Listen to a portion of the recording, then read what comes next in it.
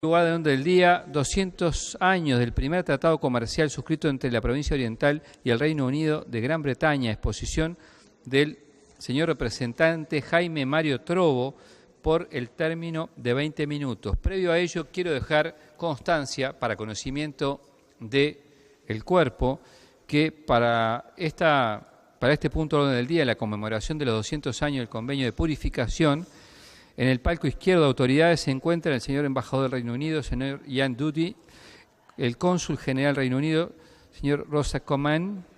asistente de prensa de la embajada, Verónica Zetiski, y en la bandeja derecha, el señor expresidente de la República, el doctor Luis Alberto de la Calle de Herrera, el señor ministro de Relaciones Exteriores,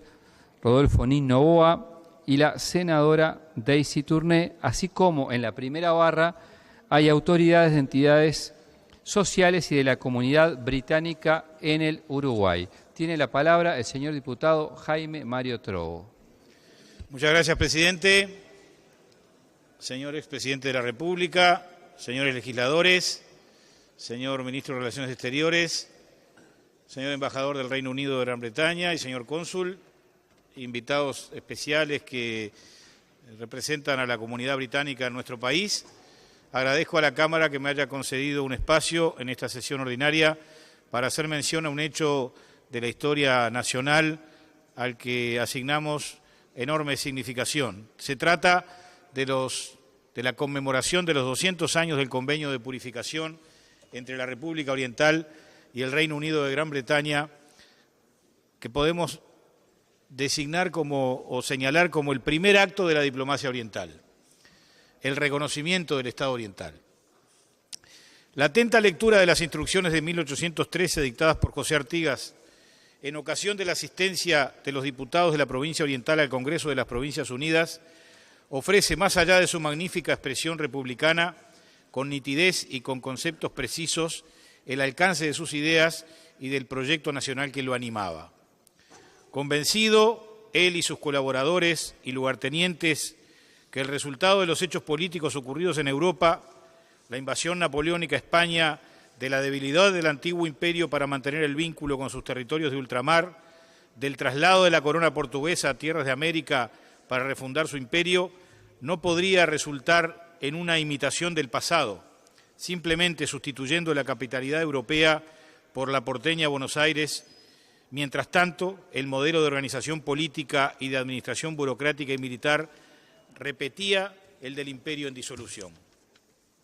Artigas impulsó un nuevo diseño de la estructura política de la región del Plata que rompía con el anterior esquema centralista y desarrollaba con una visión federal las energías y capacidades que los pueblos de las provincias guardaban para su desarrollo.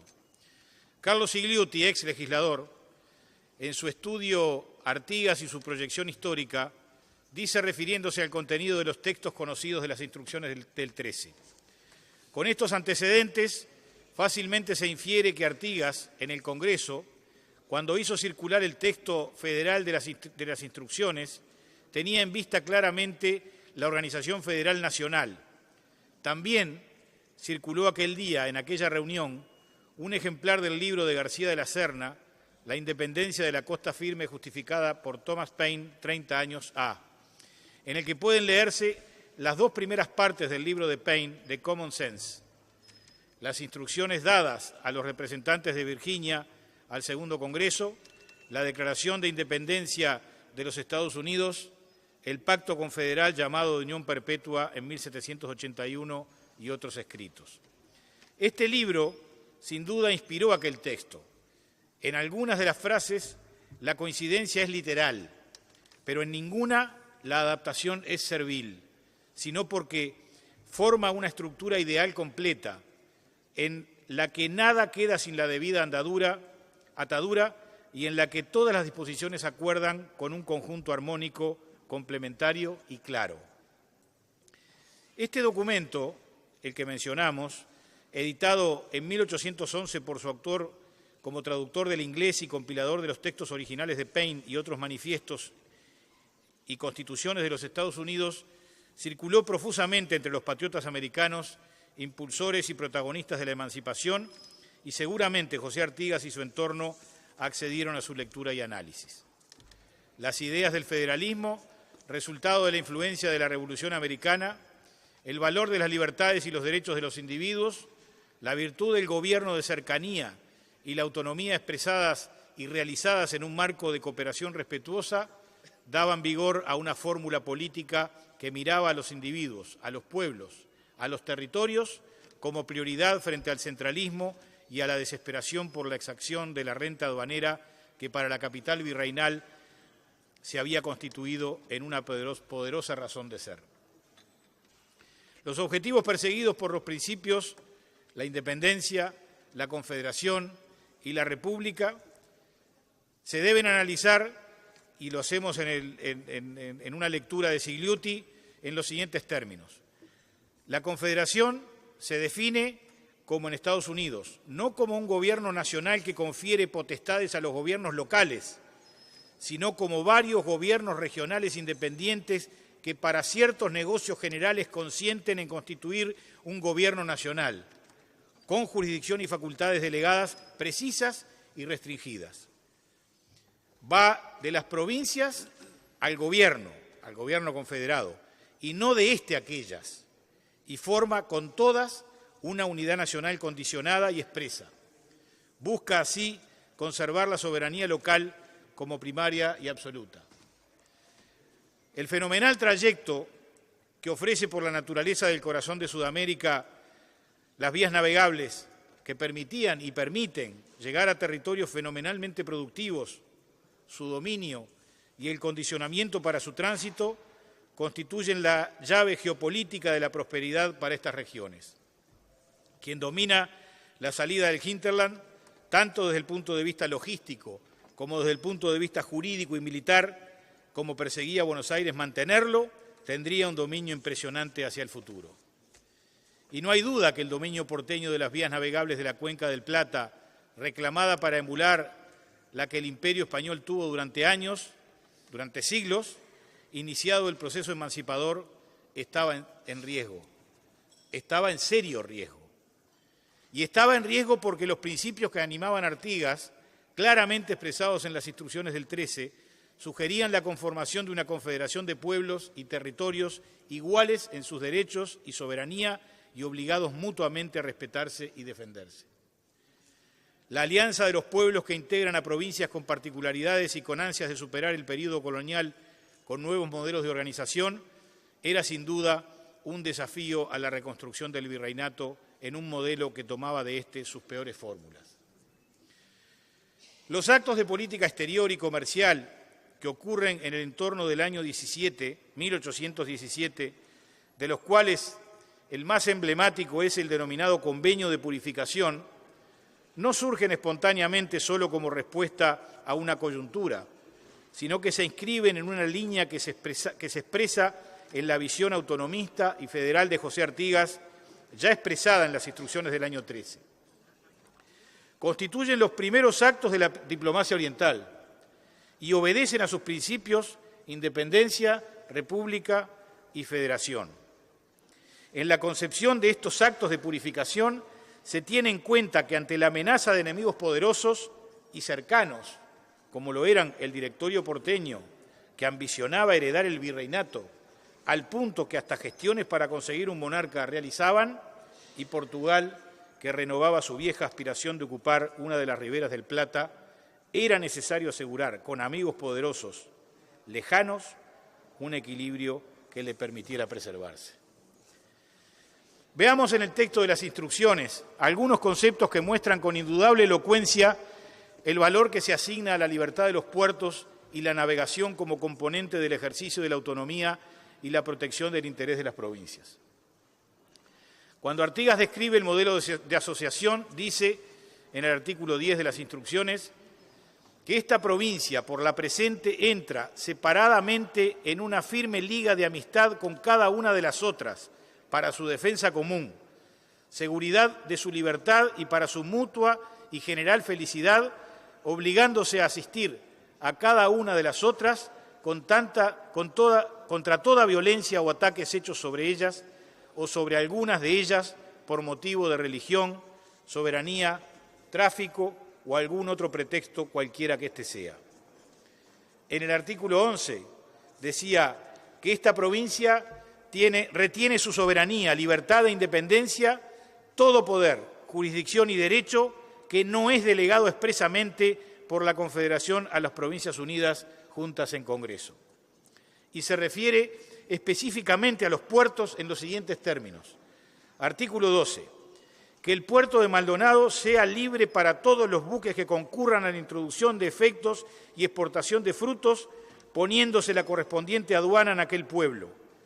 Pidiendo al efecto se oficia el comandante de las fuerzas de Su Majestad Británica sobre la apertura de aquel puerto para que proteja la navegación o comercio de su nación. 1813. El artículo 13 dice que el puerto de la colonia sea igualmente habilitado en los términos prescriptos en el artículo anterior. Más adelante, en otra de las instrucciones, revelando claramente su preocupación en la descentralización del antiguo poder virreinal que Buenos Aires tenía el propósito de mantener en todos sus términos, es enfático cuando instruye a los delegados en el artículo 19 que precisa e indispensable sea fuera de Buenos Aires donde resida el sitio del gobierno de las Provincias Unidas.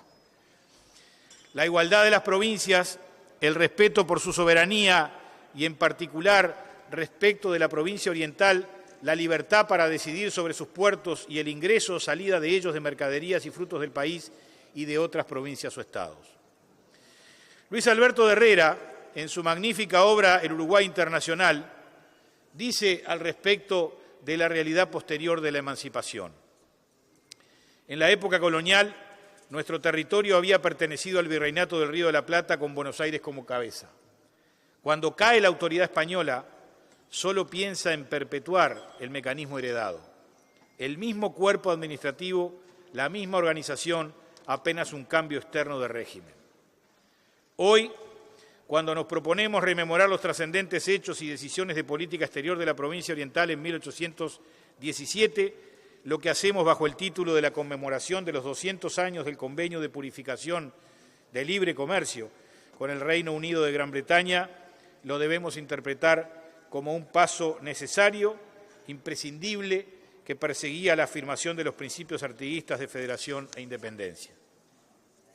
Este acuerdo, cuya relevancia a veces parece tenerse a menos, al punto que los estudios que existen sobre él y la calidad que se le asigna no es de mayor relevancia, debe entenderse como un capítulo de una estrategia defensiva y ofensiva del protector de los pueblos libres. Frente al acoso de Buenos Aires y sus intereses económicos y políticos, que no dudaron en aliarse con el Imperio de Portugal para debilitar, desarticular y derrotar el proyecto artiguista, que en definitiva era un ideal autonomista que enfrentaba el statu quo que pretendía la ex capital virreinal hacia el futuro. Es un acto de soberanía sobre el territorio,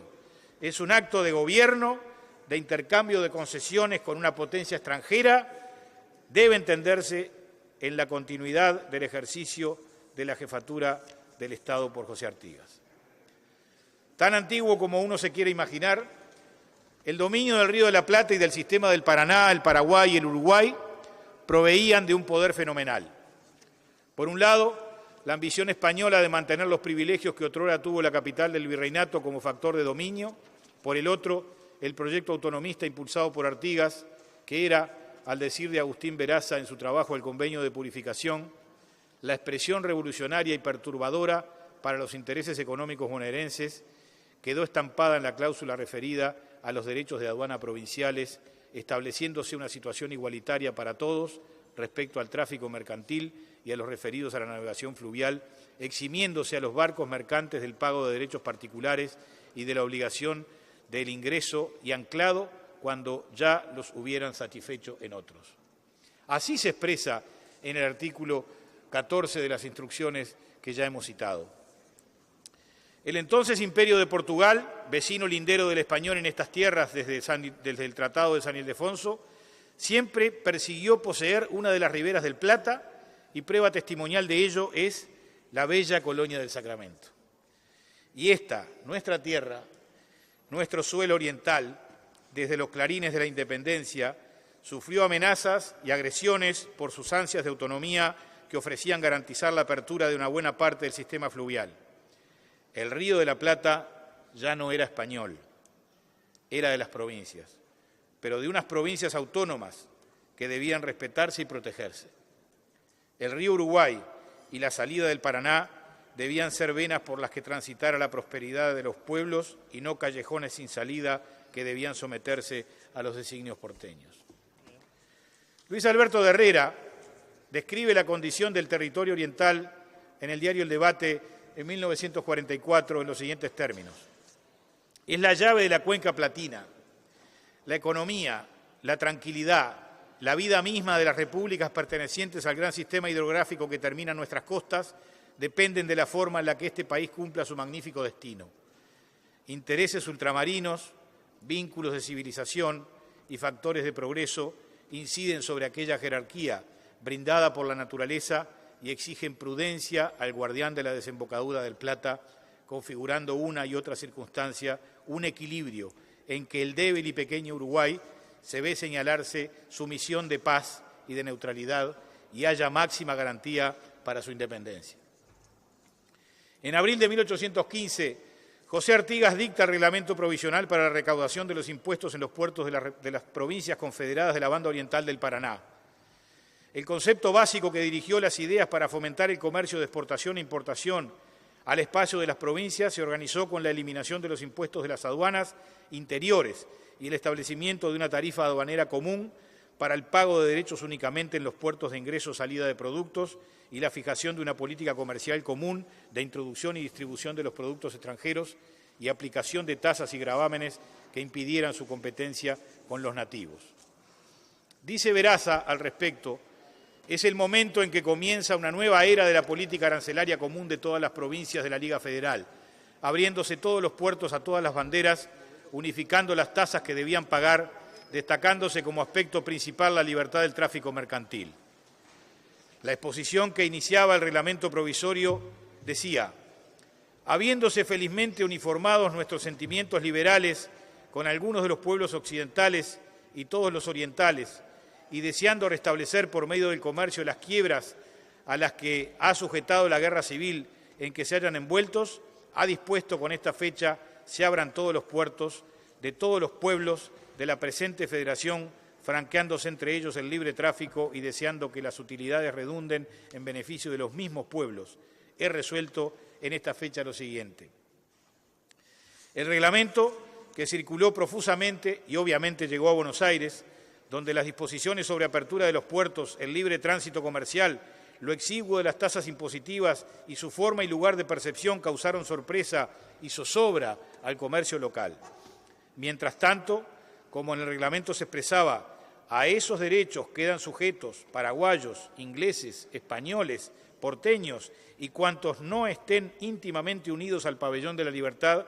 si llegan a ese puerto sin haber pagado derechos en algún otro, lo pagarán en ese. Gran Bretaña, la potencia que dominaba los mares y que perseguía el desarrollo de su comercio en todos los continentes, tenía importantes intereses en el Plata. Detrás de sus emprendedores y comerciantes que colocaban aquí sus productos y apreciaban para sus mercados los naturales de esta tierra, cueros vacunos y yeguarizos, tasajos, cebo, aspas, puntos, chapas, crin, lanas y otros, estaba la bandera de la Unión Jack y una flota mercante y militar incomparable. Los ingleses no podían desmontar el desarrollado sistema de representaciones comerciales en Buenos Aires y su condición de puerta de entrada de un mercado tradicional, pero no podían despreciar la importancia por su negocio de las provincias que en la medida que se iban asociando en la Liga Federal y conduciéndose con los principios artiguistas ofrecían un nuevo panorama. Tampoco podían despreciar el acceso de sus naves al puerto de Montevideo. El historiador y político Carlos Iliuti describe esa realidad en sus ya citados estudios sobre Artigas diciendo: Inglaterra poseía una oficina activísima de comercio marítimo en Buenos Aires, servida por un cónsul y un comodoro y funcionarios que manejaban importantes recursos y soldados. Francia misma había meditado más de una vez en transformarse en escudo y sostén de Buenos Aires contra Inglaterra, disputando a esta el comercio de que se ha hecho protagonista principal. Cuando por un lado el directorio porteño le declara la guerra a la provincia oriental, a Artigas, y pone precio a la cabeza de Artigas, y Portugal, reinstalado en el continente americano, se empeñan ambos en la destrucción. En un lúcido acto de diplomacia y política exterior, resuelve usar el tema del comercio como arma y desde la sencillez del hervidero diseña el acuerdo comercial con Gran Bretaña y el de extensión del Corso con Estados Unidos. Bajo la dirección de los conceptos que orientaban el reglamento provisional de 1815, ya anunciados en las instrucciones del 13, Artigas diseña el que recordamos hoy, conmemorando sus 200 años, el Convenio de Purificación. El 8 de julio de 1817, Artigas se dirigió al jefe de la escuadra inglesa en el Río de la Plata, el comodoro William Bowles, manifestándole: abiertos nuestros puertos al comercio, he creído lo más oportuno invitar a ustedes por el de su nación. ¿Acaso podremos convenir igualmente con el ajuste preciso de algunos artículos necesarios para el surtimiento de este ejército, ofertando a ustedes al retorno los frutos del país que ustedes estimen pertinentes? Armas por productos, las armas que Artigas necesitaba para defender la provincia oriental y la Liga Federal. Era la primera vez que una potencia extranjera rompía con la línea unitaria y autoritaria de la Santa Alianza. Era la primera vez que Inglaterra firmaba un tratado en América con un organismo revolucionario y escindido del Estado español. El 8 de agosto, un mes después, sobre la base de artículos propuestos por el general Artigas, fue concertado el convenio de purificación entre el protector de los pueblos libres y el comandante de la fuerza de Su Majestad Británica en la América Meridional, teniente de navío Eduardo Falkland, primer acto internacional acordado por Artigas como gobernador y capitán general de la provincia oriental autónoma. Según Sigliuti, en la obra que citamos, este tratado, el primero que firma una nación de América con una potencia extracontinental, concluye siendo una expresión fecunda de política clarividente y eficaz. Tanto como su texto en sí, interesan ciertos artículos definitorios que lo integran. Artigas, por él, trataba de igual a igual con Inglaterra, esto es, como dos estados soberanos, mutuamente respetados, colocados jurídicamente en un pie de igualdad, como corresponde, dejando de lado las diferencias de cualquier carácter. Admitía así el comercio inglés y garantizaba las propiedades y las personas de los comerciantes de esa nacionalidad, los que quedaban obligados a pagar los impuestos establecidos en las reglas vigentes, algunos de los cuales, ya se ha visto, eran impuestos proteccionistas. Se les aseguraba, además, no afectar esos negocios con gravámenes extraordinarios, pero a su vez Inglaterra se comprometía a efectuar sus transacciones solo en puertos, evitando así Artigas la absorción de toda la actividad mercantil por el extranjero. Y finalmente, por las cláusulas 5 y 6, Inglaterra se obligaba a garantizar las condiciones de tráfico de ambas naciones signatarias y a dirigir el suyo solamente a los puertos orientales, no debiendo hacerlo con los puertos de los enemigos de la República. Con lo cual, el sabio estadista de purificación obtenía al mismo tiempo dos beneficios: una fuente segura de recursos y evitar el posible bloqueo portugués, cuya flota no se atrevía entonces a atacar el comercio anglo-oriental. Refiriéndose al contenido del convenio, la profesora Ana Ribeiro, en su trabajo Los tiempos de Artigas, dice: el convenio constaba de 6 artículos y consagraba tres principios vitales para el comercio inglés y para la lucha política mantenida por Artigas: la libre navegación de los ríos, la libertad de comercio y la seguridad de las personas y sus propiedades en los territorios y puertos que reconocían la jefatura del protector. Había aspectos diferenciales en este convenio. Si bien los ingleses quedaban librados a toda contribución o pago extraordinario, aún en los momentos de apremio, peligro o derrota, se les puso un límite igualmente férreo respecto a la zona de actuación. El comercio interior de las provincias era para Artigas un privilegio que debía reservarse exclusivamente a los americanos. Por su parte, se pidió a los ingleses que gestionaran algo que solo su poderío naval podía asegurar. El señor comandante inglés franqueará, por su parte, con los gobiernos neutrales o amigos, que dicho tráfico no sea impedido ni incomodado. A la vez, que se le impedía franquearle pasaporte alguno a comerciantes que entraran o salieran de puertos con los que Artigas estuviera en guerra. Se buscaba así reprimir el comercio inglés con Montevideo, en ese momento en manos de Portugal, la nación prohijada por Inglaterra. Las ventajas comerciales eran suficientes como para que Inglaterra, pese a esa cláusula, aceptara el convenio. Este primer acto de política exterior de la provincia oriental y, por tanto, del que el propio Artigas mencionaba como el incipiente Estado oriental, contaba con las características que mucho tiempo después describe Luis Alberto de Herrera en el Uruguay internacional, debe tener nuestra diplomacia. El Uruguay tiene que resolver su problema internacional consultando en exclusivo las conveniencias del Uruguay, indumentaria diplomática a la medida de su cuerpo. Luego de la firma de este acuerdo con Gran Bretaña, que permitía a la provincia oriental defender su producción y poder exportarla sin la intercepción de Buenos Aires e importar productos extranjeros sin que sobre ellos recayeran gravámenes más allá de los establecidos por la provincia, reacciona rápidamente el cónsul de los Estados Unidos de Norteamérica en el Río de la Plata, Thomas Halsey, y visita a Artigas en Purificación. Vuelve de sus conferencias con el jefe de los orientales con varias patentes de corso para complementar las que se habían concedido en 1816. Gigliotti dice, dictada en su Cancillería de Purificación el reglamento de corso en el cual fija minuciosamente en 18 artículos el contrato con el corsario interesado, la contribución a pagar, la jurisdicción que abarcaba y los derechos que tenía de actuar frente a los barcos enemigos. El texto de la patente oficial de presa es solemne y dice: el jefe de los orientales y protector de la República Oriental, por cuanto ha tenido a bien mandar se extiendan patentes de corso contra los buques de banderas españolas y portuguesas, ha resuelto dar el nombramiento de oficial de presas para que con el buque a cargo pueda navegar con libertad, hacer respetar el pabellón de la República y hostilizar a sus enemigos según el derecho de las naciones. República Oriental. Artigas concede asimismo la protección de las leyes del Estado para el comandante y oficiales y demás subalternos del corsario, aunque sean extranjeros, con los privilegios e inmunidades de cualquier ciudadano americano, igualándolos mientras actúen bajo esa patente a los naturales americanos.